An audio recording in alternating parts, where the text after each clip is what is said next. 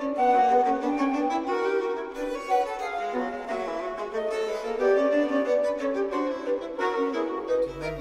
nous sommes là dans un moment,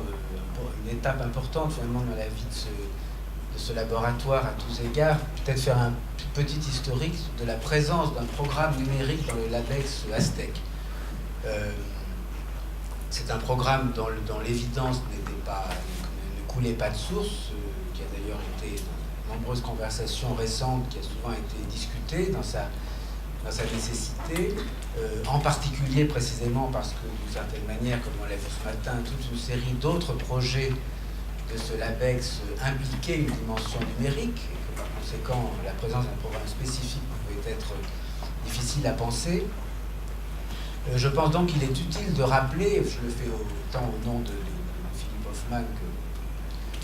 qu'en mon nom, que c'est un programme qui est lié à une volonté politique qui a été elle-même au départ de ce laboratoire, puisque, comme vous le savez, c'est un laboratoire qui, contrairement à beaucoup d'autres, a été d'une constitution, d'une certaine manière, très hétérogène, entre des institutions tout à la fois nombreuses, des laboratoires impliqués dans des champs, dans des périodes, dans des objets extrêmement différents, mais qui avaient en même temps des lieux communs ou des lieux de partage virtuels qui pouvaient être fructueux de réaliser, à condition de s'en donner les moyens. Par exemple, comme s'y est beaucoup employé Nathalie Lucas, sur le terrain de la croyance, qui a été un des lieux possibles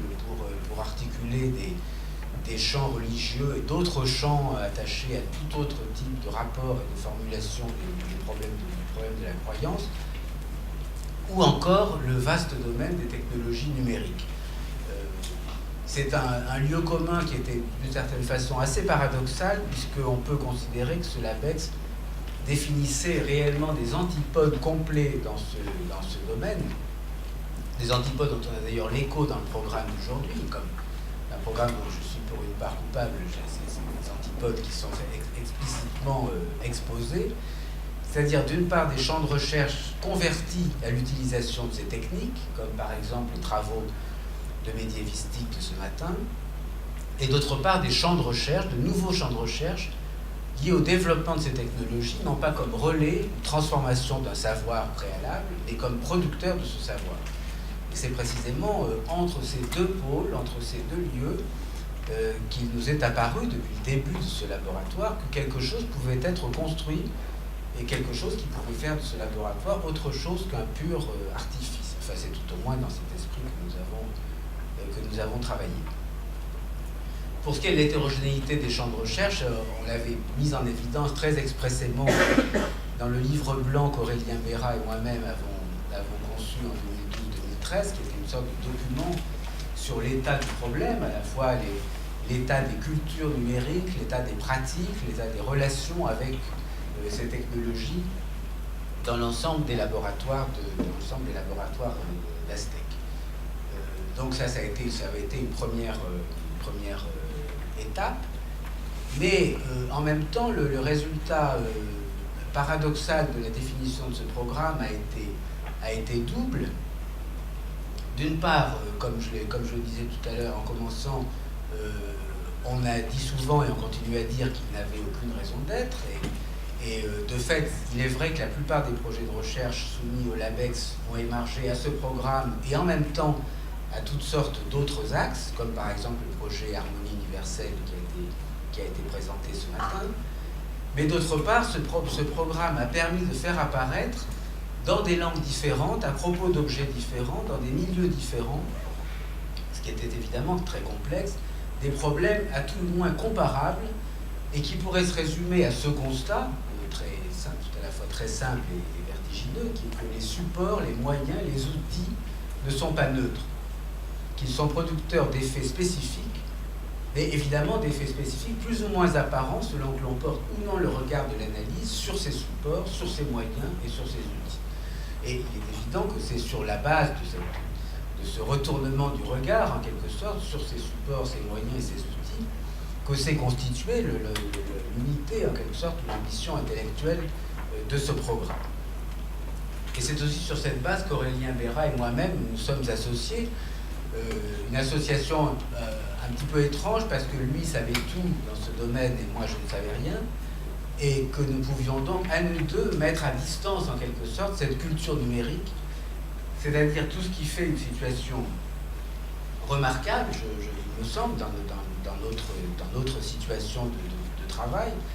dans laquelle beaucoup de chercheurs avouent justement ne rien savoir à des technologies dont ils usent quotidiennement, c'est-à-dire ne rien savoir à quelque chose par lequel pourtant ils savent quelque chose. Et du coup, cette association entre Béra et moi, comme lui savant tout et moi ne sachant rien, au fond, disait quelque chose de la problématique elle-même. Je renvoie à la discussion tout à l'heure le fait de savoir si cette situation s'est déjà produite dans l'histoire de la pensée et des pratiques intellectuelles du travail. C'est une question qui est à discuter, dont la réponse n'est pas si évidente. Ce qui est peut-être nouveau, et ce qui, me semble-t-il, a été dès le départ une justification supplémentaire de ce programme, c'était l'intense proximité entre ceux qui savent et ceux qui ne savent pas. Par exemple, au sein des mêmes laboratoires, entre des ingénieurs qui ont une réelle compétence dans le traitement numérique de l'information et ceux qui n'en ont aucune, les seconds étant généralement, le plus souvent, hiérarchiquement supérieurs aux premiers. C'est d'ailleurs une dimension socio-professionnelle du problème qui a été présente depuis le début du LabEx Aztec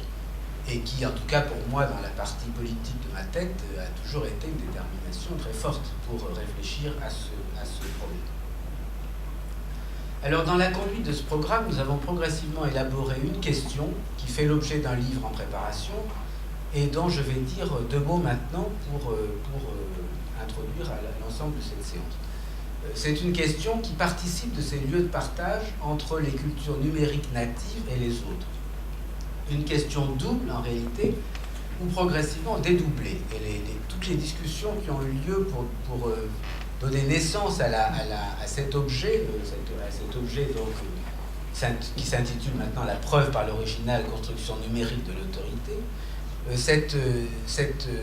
question de départ, progressivement dédoublée, était celle de l'original. Qu'est-ce que c'est qu'un document original dans le monde numérique? C'est une question dont je parlais encore en déjeunant avec David Armando sur la question extrêmement complexe de savoir ce qu'on importe d'une source et de la multiplicité hétérogène d'une source dans la tentative d'homogénéisation que comporte inévitablement pour ses usages la constitution d'une base de données. Hétérogénéité, de l'orthographie des noms, de la détermination des lieux. Comment est-ce qu'on fait vivre une source dans une base? Ce qui est un problème très complexe, on en parlait tout à l'heure, comme étant certainement une des questions les plus redoutables dans la constitution d'une base comme celle que nous ont proposé David Armando et ses collègues ce matin. Cette question ouvrait sur deux autres. D'une part, que devient le statut de la preuve dans cette situation de l'original dans le monde numérique? Et d'autre part, comment se définit ou se redéfinit l'autorité ou l'instance de légitimation d'un savoir dans ce nouveau contexte. Donc nous avons progressivement ouvert sur trois notions, l'original, la preuve, l'autorité, qui définissaient un champ extrêmement riche et qui a fait la preuve de sa richesse dans l'élaboration du titre de cette session. Titre qui a été très difficile à établir. Entre ceux qui pensaient que la question de l'original était la question centrale, et ceux qui, de fait, étaient généralement les porteurs des cultures numériques natives, qui avaient basculé de l'autre côté de la problématique en considérant la question de l'autorité comme centrale. Comme on le voit, si on fait l'analyse du champ, c'est en définitive la question de la preuve qui se retrouve au centre, et qui est elle-même double, puisqu'elle est d'une part ce qui témoigne, et d'autre part ce qui démontre. On a affaire dans un cas à la convocation d'une extériorité, le témoin parle toujours pour ce qui n'est pas là, ce sera par exemple un document qui fera foi, et d'autre part la mise en œuvre d'une procédure de connaissance attachée à une fin en fonction d'une hypothèse. Alors nous sommes ici au cœur du problème de ce que j'appelais la non-neutralité de la médiation numérique. Elle n'est pas seulement médiation de ce qui serait en dernière instance extérieur à elle, elle est médiatrice d'elle-même dans les fins qu'elle poursuit. Telles étaient les données initiales du problème, telles que nous nous sommes posées dans un certain nombre de séances de travail qui ont conduit dans un premier temps à une journée d'études aux Archives nationales en décembre dernier, qui seront donc évoquées à nouveau aujourd'hui et qui donnent lieu à ce livre en préparation avec Aurélien Bérard et un comité de rédaction qui s'est constitué il y a quelques semaines. Quels ont été les premiers résultats de nos travaux? Je rappellerai brièvement 3 aspects, et je ne fais ici que rapporter une réflexion collective pour introduire la discussion, une réflexion collective dont je m'exclus, puisque comme je vous l'ai dit, je ne sais rien. Donc je ne vais pas citer des noms, puisque je n'aurai que des noms à citer tout le temps. Premièrement, la question du monde numérique comme une dimension, et comme une dimension critique de la mondialisation. Dans le fait que le monde numérique, ce qu'on appelle le monde numérique, découpe en réalité des mondes. Je me permettrai de prendre un exemple personnel qui est celui d'avoir fréquenté dernièrement la bibliothèque de l'Académie nationale d'histoire de Buenos Aires, académie dont les salles étaient rigoureusement vides, qui est un trésor, une bibliothèque qui recèle des trésors, et que ne fréquentent plus les chercheurs de Buenos Aires qui travaillent uniquement sur les bases numérisées par Google. Or, la bibliothèque de l'Académie nationale d'histoire n'est pas numérisée par Google. Ce qui fait que toute une série de chercheurs argentins ne travaillent plus sur cette bibliothèque, mais travaillent avec d'autres catalogues informatisés, avec tous les effets qui peuvent en découler de la manière dont le corpus du travail est découpé par ces historiens. C'était un exemple tout à fait saisissant, et j'ai un souvenir quasiment ému du directeur de cette bibliothèque constatant le vide de ces locaux, alors même que ces chercheurs travaillaient dans leur bureau avec les grandes bases nord-américaines. Il n'y a aucune nuance anti-américaine du Nord dans mon propos, évidemment, comme vous l'imaginez. Et c'est un exemple significatif dans ce que j'appelle le découpage des mondes, dans l'illusion d'un monde numérique. Et de ce point de vue-là, l'entrée dans le monde numérique suppose une confiance qui est elle-même fondée en quelque sorte sur une croyance que nous sommes effectivement entrés dans un monde sans frontières, un monde sans inconnu, un monde intégralement disponible, un monde absolument disponible dans sa mondialité offerte, et non pas, au contraire, dans la multiplicité de ces mondes dont certains sont réservés, exclus et séparés. Ça a été un premier résultat de nos discussions. Un second résultat, qui est une sorte de second sol de croyance, qui a été le problème de la représentation de l'original dans la numérisation. Et de la numérisation comme opération d'interprétation. Nous avons eu des discussions passionnantes avec les collègues des Archives nationales en particulier, sur cet aspect essentiel, puisqu'on voit bien là que la numérisation de l'archive, qui est une opération majeure pour les décennies à venir, soumet nécessairement l'original à l'emprise d'une autorité dans les opérations de sélection de ce qui sera numérisé ou non dans un fonds d'archives, et d'une autorité dans l'exercice du classement, dans l'exercice de la construction numérique de l'archive, qui implique effectivement une opération herméneutique d'ordonnancement, de classement, de mise en ordre de la lecture, qui transforme en quelque sorte la source dans une autre source, et qui pose effectivement le problème à ce moment-là du statut de l'original dans l'objet numérique. Troisième aspect, je balaye là des champs évidemment compliqués auxquels je pense qu'on reviendra dans le courant de l'après-midi. Troisième aspect, tout à la fois le problème du découpage des données et le problème de la sanction des savoirs. D'une part, ce qui était très remarquable dans la journée que nous avons organisée en décembre, parce qu'il y avait en particulier un exposé sur le traitement des données par le groupe du GIEC, le groupe de travail sur le climat, qui était l'extrême variété des champs possibles concernant ce problème. Et pour revenir au groupe du GIEC, ce qui était tout à fait passionnant, c'est de s'apercevoir que nous étions à la fois dans la mobilisation d'un type de données qui excédait toute forme d'analyse immédiatement réductible à une dimension humaine, et cependant que l'arbitrage des échelles d'exploitation de ces données relevait d'une opération qui était une décision. que selon l'arbitrage des échelles d'exploitation de ces données, les conclusions d'un groupe d'études sur les variations climatiques pouvaient être absolument variables, même plus que variables. Par ailleurs, pour ce qui concerne, et on a beaucoup évoqué ce matin ce problème, pour ce qui concerne les chantiers ouverts à une concurrence libre de la production de savoir, par exemple dans les prosopographies ouvertes, la question de l'arbitrage est aussi importante que complexe dans le détail de son exécution et au bout du compte difficile. Le rôle de l'administrateur qu'on évoquait, l'administrateur qui gérera la prosopographie de la Société de l'harmonie universelle, quel savoir contre quel autre? C'est-à-dire, si l'on prend les choses rigoureusement, au nom de quel savoir, tel autre savoir est-il considéré comme inadéquat, inapte, révisable ou rejetable? Il me semble que nous avons donc dans tout cet ensemble de lieux, et vous voyez, je traverse à dessein des objets, études massives de données climatiques, ou au contraire la prosopographie de la Société de l'harmonie universelle, qui est une dimension plus qualitative par rapport aux sources climatiques du GIEC, nous avons des problèmes qui sont très profondément comparables dans le rapport entre des logiques technologiques et des effets d'autorité dans l'arbitrage herméneutique de ces logiques. La question la plus générale que je poserai ici, qu'on reprendra j'espère dans la discussion, c'est de savoir si ces problèmes sont nouveaux. Par exemple, est-ce que le problème des effets de l'arbitrage des échelles dans le traitement d'un objet historique, c'est évident que ce n'est pas un problème nouveau, ou bien sont-ils d'une certaine manière exaspérés par des technologies aussi impérieuses qu'exigeantes? Et là, je pense qu'il y a quelque chose qui est à penser dans le rapport que nous entretenons avec les technologies, dans ce qu'elles imposent, dans ce qu'elles exigent, par rapport à des problèmes qui ne sont pas nécessairement en tant que tels totalement nouveaux. De ce point de vue-là,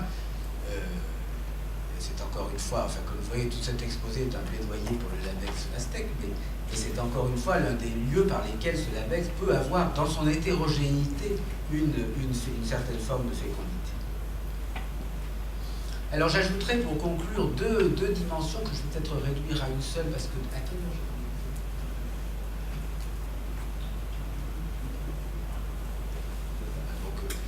donc je vais très brièvement évoquer deux dossiers qui, d'une certaine façon, me concernent plus personnellement et qui, je pense, sont susceptibles de à nouveau parcourir ce périmètre du LabEx entre histoire des croyances, des savoirs et des techniques. La première concernerait le problème du développement numérique de l'intertextualité, dont on a eu un exemple ce matin. Comment se constituent des séries documentaires? Il se trouve que depuis quelques mois, j'ai été très vivement interpellé par le problème que pose, par exemple, je le dis là vraiment en référant à des dossiers que je connais directement, le problème de savoir comment est-ce que l'on peut publier une série de correspondances. Est-ce qu'on publie une série de correspondances en privilégiant la correspondance comme série, à travers sa rhétorique propre, à travers ses logiques textuelles, ou bien est-ce qu'on produit une série de correspondances contextuelles, c'est-à-dire en montrant l'implication de cette série dans tout un ensemble d'autres textes, d'autres sources,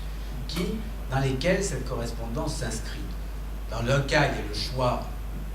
et là où il y a une affaire d'autorité scientifique, il y a le choix d'une étude rhétorique du texte. Dans l'autre cas, il y a le choix d'une étude historique des contextes. Je caricature évidemment les différences, mais c'est un problème qui se pose de façon aiguë dans l'exploitation numérique d'un certain nombre de données textuelles anciennes. Qui me rappelait, d'ailleurs, j'y pensais ce matin, à propos de la circulation des trois gloses dans le Paris du XIIIe siècle, la diffusion de ces trois gloses, de ces trois types de gloses dans l'espace français. Comment est-ce qu'on pouvait travailler avec ces types de séries? Et ce qui me semble, c'est que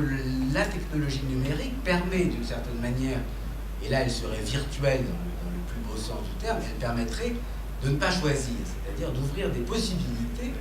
et en particulier d'ouvrir la possibilité de travailler une série de correspondances tout à la fois dans la continuité, la logique rhétorique de sa série, et dans la contextualisation effective de ses effets et de son environnement historique, à chaque fois situé, à chaque fois construit dans une autre logique de production des sources. Donc il me semble que là, le développement numérique peut permettre de dépasser des formes de choix qui sont des choix extrêmement lourds du point de vue de la nature même que l'on prête au texte que l'on considère. Le second dossier concernerait ce qui a été ce qui serait peut-être une manière très presque maximaliste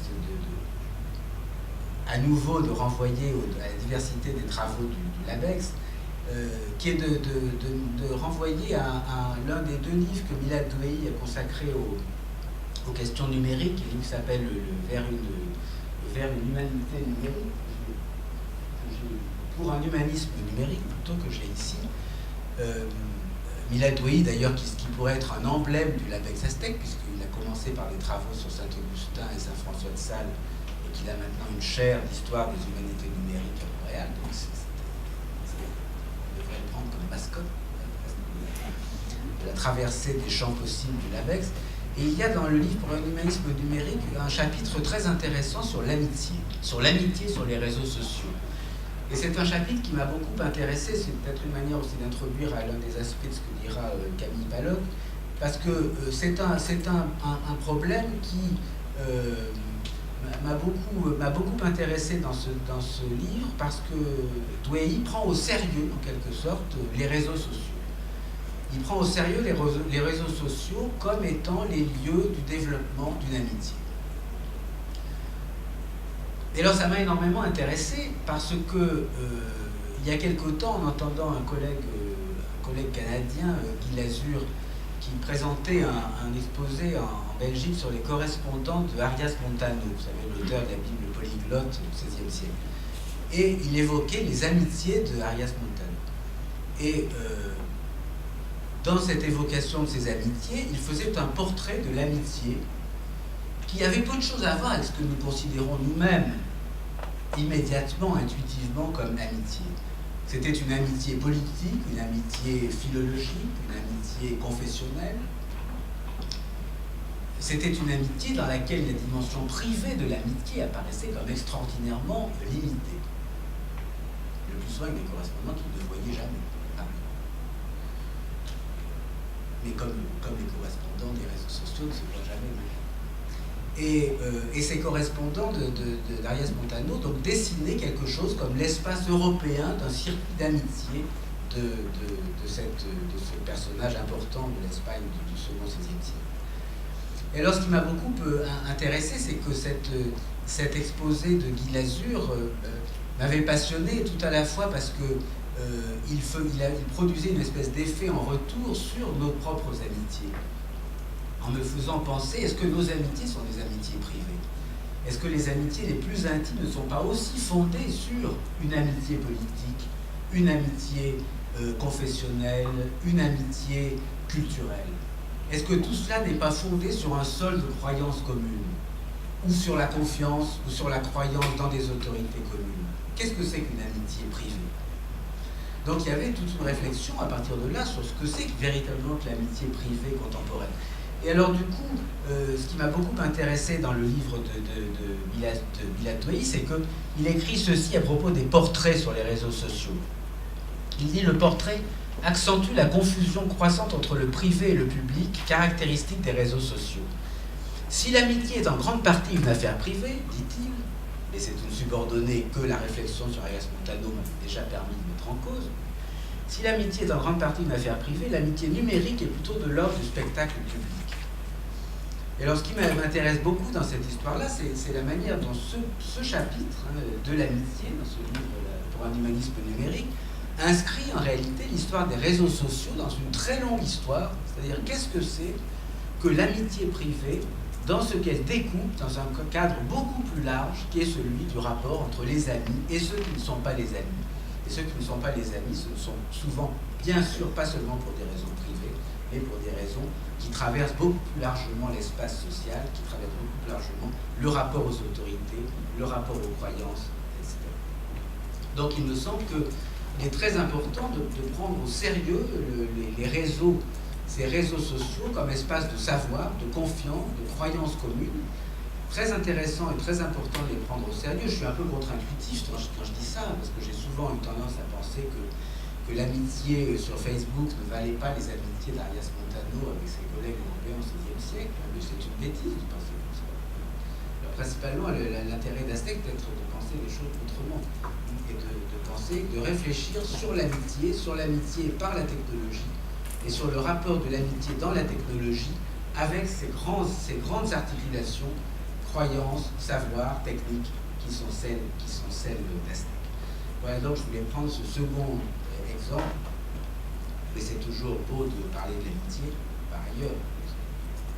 Donc je souhaitais aussi évoquer ce motif. Voilà, c'était en forme d'introduction à cette série.